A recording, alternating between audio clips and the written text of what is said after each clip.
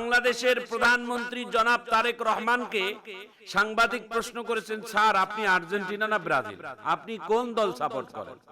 বাংলাদেশের প্রধানমন্ত্রী জনাব তারেক রহমান মুস্কি হাসি দিয়ে তিনি আর্জেন্টিনারও কথা বলেননি, ব্রাজিলের কথাও বলেননি। তিনি একটি কথা উত্তর দিয়েছেন, আমি কিন্তু একটি দেশে দীর্ঘদিন ছিলাম, আমি কিন্তু একটি দেশে দীর্ঘদিন ছিলাম। সেই দেশটা হচ্ছে,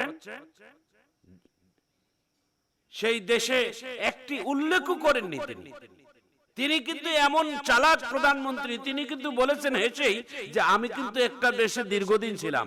তার মানে যেই দেশে দীর্ঘদিন ছিলেন সেই দেশের কিছুটা হলেও প্রধানমন্ত্রীর সাপোর্ট আছে, তিনি মুখে বর্ণনা করেননি। প্রিয় ভাইয়েরা আমার, প্রিয় বন্ধুরা আমার, এই খেলা নিয়ে দ্বন্দ্ব করা, এই খেলা নিয়ে মারামারি করা, এই খেলা নিয়ে হট্টগোল করা, এই খেলাকে কেন্দ্র করে মানুষের চলাচলের রাস্তাকে বন্ধ করে দেওয়া, এই খেলাকে কেন্দ্র করে রাত জেগে ঘুম জেগে লেখাপড়া বন্ধ করে দিয়ে নামাজ ত্যাগ করে এই খেলা দেখা, এটা মোটেই ইসলামিক দৃষ্টিকোণ থেকে শরীয়ত সম্মত কোনোভাবেই সঠিক নয়। প্রিয় ভাইয়েরা আমার, প্রিয় বন্ধুরা আমার, ইসলাম যারা মানুষকে ক্ষমা করে দেয়, প্রিয় নবী মুহাম্মদুর রাসূলুল্লাহ সাল্লাল্লাহু আলাইহি ওয়াসাল্লামকে তায়েফের ময়দানে তায়েফের যুবকেরা লেলিয়ে দিয়েছেন মক্কার কাফেররা। বৃষ্টির মতো যেমন পাথর নিক্ষেপ করা হয়, পাথর মারা হয়, সেইভাবে বৃষ্টির মতো পাথর মেরেছেন মুহাম্মদ সাল্লাল্লাহু আলাইহি সাল্লামের পবিত্র দেহ মোবারকে। পাথরগুলো তাদের আল্লাহ রাসূলের চামড়া ভেদ করে পাথরগুলো ঢুকে গেছে, গোটা শরীর থেকে রক্ত পড়ে রক্তক্ষরণ হয়ে কয়েকটা জায়গায় বেহুশ হয়ে গেছে। প্রত্যেকটা জায়গায় আল্লাহর ফেরেশতা জিবরাইল আলাইহিস সালাতু সালাম আল্লাহর নবীকে সাহায্য করতে চেয়েছিলেন। হে আল্লাহর নবী, আপনি একা নন, আপনার সঙ্গে আমরা ফেরেশতারা আছি, আপনি বলেন আপনাকে কি সাহায্যের প্রয়োজন। আপনি যদি চান গোটা তায়েফ পাহাড়টাকে আমরা তাদেরকে চাপিয়ে দিয়ে তাদেরকে ধ্বংস করে দেব গো নবী। আল্লাহর নবী বলছিলেন, না ফেরেশতারা, জিবরাইল না, আমি কাউকে হত্যার বদলা নেওয়ার জন্য পৃথিবীতে আসিনি, আমি কারো রক্তের প্রতিবাদ নেওয়ার জন্য পৃথিবীতে আসিনি। আমার উদ্দেশ্যটা হচ্ছে পৃথিবীতে ইসলাম কায়েম করা, কালেমা কায়েম করা, মানুষদেরকে ইহদিনাস সিরাতাল মুস্তাকিম পথে পাঠা এবং মানুষদেরকে আল্লাহর জান্নাতে পাঠানো, এটাই হচ্ছে আমার কাজ। প্রতিশোধ নেওয়া না। যারা আমার উপর শারীরিক নির্যাতন করেছে তারা আমারই চেনেনি, ওরা আমাকে জানে না। ওরা যদি চিনতো তাহলে ওরা আমার উপর এরকম নিপীড়ন নির্যাতন করতো না। নবী মুহাম্মদুর রাসূলুল্লাহ সাল্লাল্লাহু আলাইহি ওয়াসাল্লাম তাকে সাধারণ ক্ষমা করে দিয়েছেন।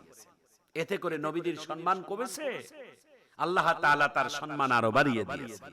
দেখা গেছে যারা না বুঝে না শুনে যারা প্রিয় নবী মুহাম্মদ সাল্লাল্লাহু আলাইহি ওয়াসাল্লামের উপর অত্যাচার করেছে, পরবর্তীতে এসে তারা কালেমা পড়ে মুসলমান হয়ে গেছে, তারা ঈমান এনেছে। মুহাম্মদ সাল্লাল্লাহু আলাইহি ওয়াসাল্লামের হাত ধরে তারা মাপ নিয়েছেন। এটাই ইসলাম, এটাই ভালোবাসা, এটাই বিজয়। প্রিয় ভাইয়েরা আমার, প্রতিশোধ নিলেই যে বড় তা নয়, ক্ষমা করে দেওয়াটাই হচ্ছে বড়। একটা দুশমন যদি অপরাধ করে তাকে যদি ক্ষমা করে দেন, মহান আল্লাহ তাআলা তখন ফেরেশতাদের কাছে গর্ব করে বলে, দেখো এই সিফতটা হচ্ছে আমি আল্লাহ, যে বান্দা অপরাধ করার পর বান্দা যখন আল্লাহ তাআলার কাছে স্যালেন্ডার হয়ে আত্মসমর্পণ করে মাফ চায়, তো আমি আল্লাহ তাআলার সিফত হচ্ছেন ক্ষমা করে দেওয়া, মাফ করে দেওয়া। তো এই সিফতটা যদি আমার বান্দারা যদি কেউ নেয় তাহলে সেই বান্দাকে আমি কি উপহার দেব? মহান আল্লাহ তাআলা বলেন, আমি আল্লাহর একটা সিফত হচ্ছেন বান্দার অপরাধগুলোকে ক্ষমা করে দেওয়া, বান্দার অপরাধগুলোকে ঢাকিয়ে রাখা। সেই সিফতটাই যদি আমার কোন বান্দা ধারণ করে, বান্দার অপরাধকে অপরাধ ঢাকিয়ে রাখে এবং তাকে ক্ষমা করে দেয়, তাহলে আল্লাহ তাআলা তাকে কি উপহার দিবেন? আল্লাহ তাআলা বলেন, ওই বান্দার জীবনের গুনাহ কাটা আমিও আল্লাহ তাআলা গোপন রাখবো, ক্ষমা করে দেব। মানুষ মানুষের প্রতি যারা কঠোরতা হয়, আল্লাহও তার প্রতি কঠোরতা হয়। আল্লাহ বলবেন কিয়ামতের ময়দানে, বান্দা তুমি তো আমার অন্য বান্দার প্রতি তুমি নরম হওনি, তা আমি আল্লাহ তোমার প্রতি কেমনে রহম করব? তুমি তো অন্যের কথা তুমি ঢাকিয়ে রাখোনি, তাহলে তোমার গোপন পাপগুলোকে আমি কিয়ামতের ময়দানে আর ঢাকার কি প্রয়োজন, আমিও প্রকাশ করে দেই। প্রিয় ভাইয়েরা আমার, প্রিয় বন্ধুরা আমার, ইসলাম সৌন্দর্য জিনিসগুলোকে ফুটিয়ে তোলা।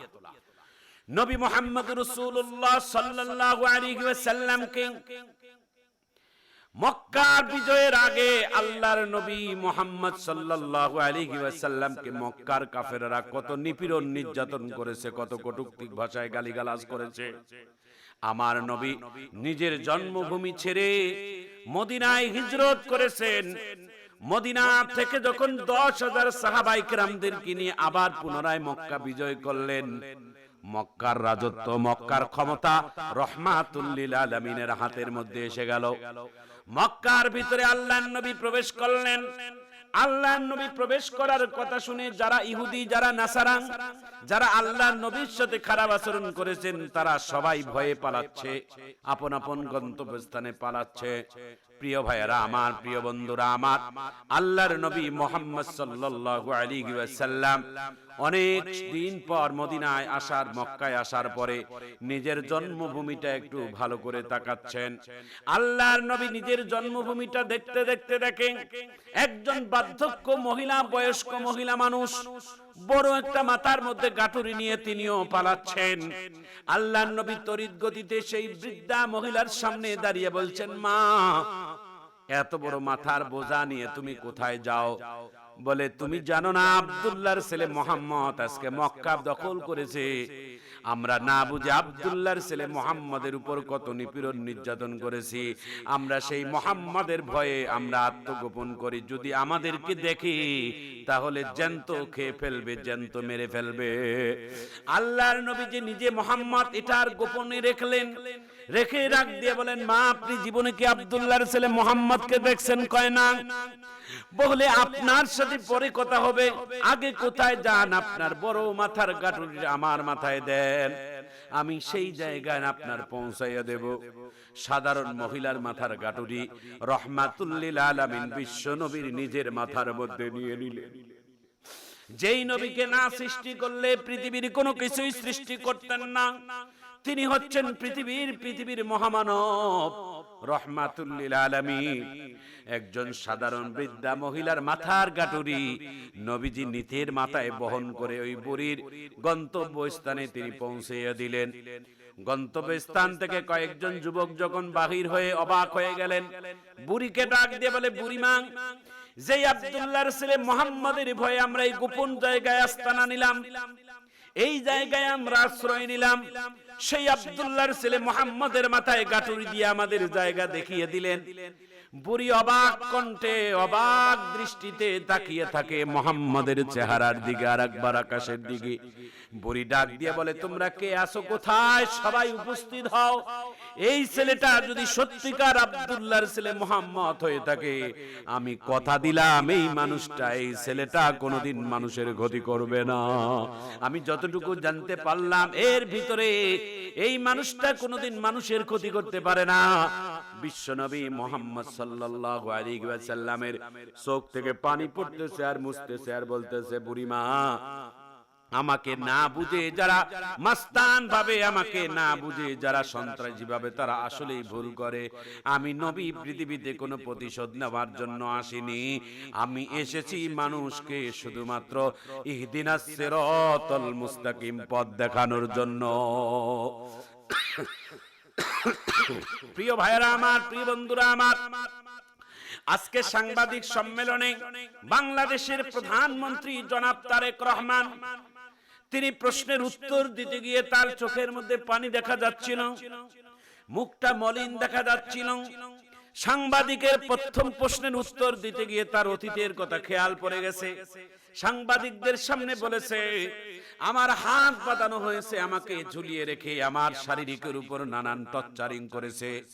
এখনো যদি এক্সরে করা হয়, এখনো যদি আমার শরীরের যদি পরীক্ষা করানো হয়, তাহলে এখনো দেখতে পারবে যে আমার পিছনের মেরুদণ্ডের হাড়টা বাঁকা হয়ে আছে।